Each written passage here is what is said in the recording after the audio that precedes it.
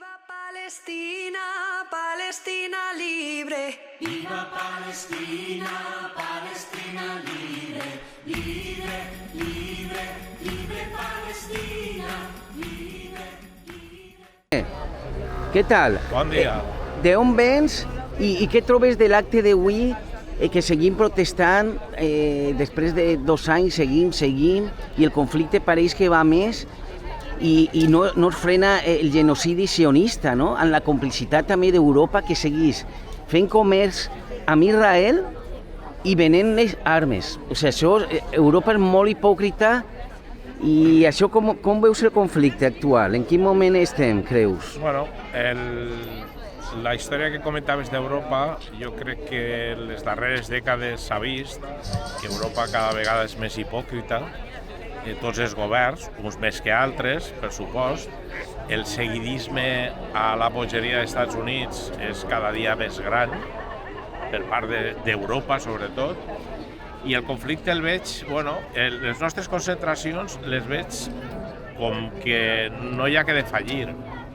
L'única arma que tenim, mai millor dit, contra l'armament és la nostra presència i les nostres intencions d'aturar.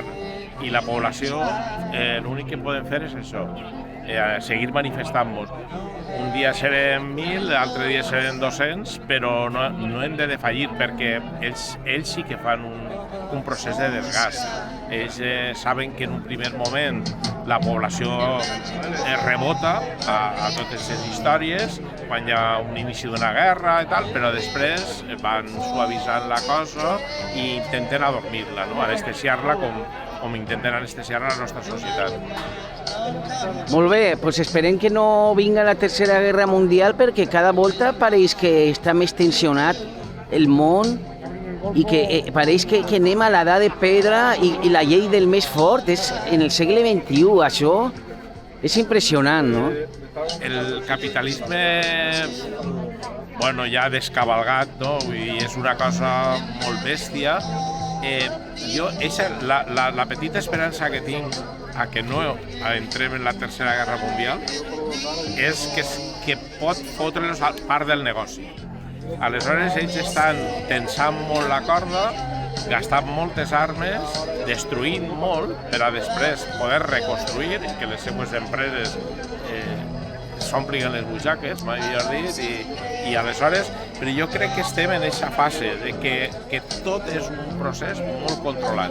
Sembla que siguin decisions d'un boig, com el president dels Estats Units, però jo crec que no.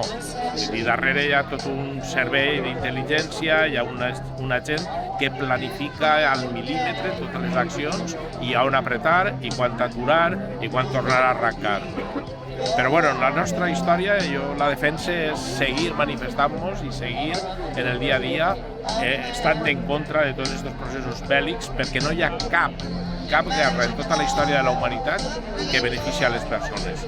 Sempre beneficia uns pocs. Molt bé, gràcies, amic. Gràcies a tu.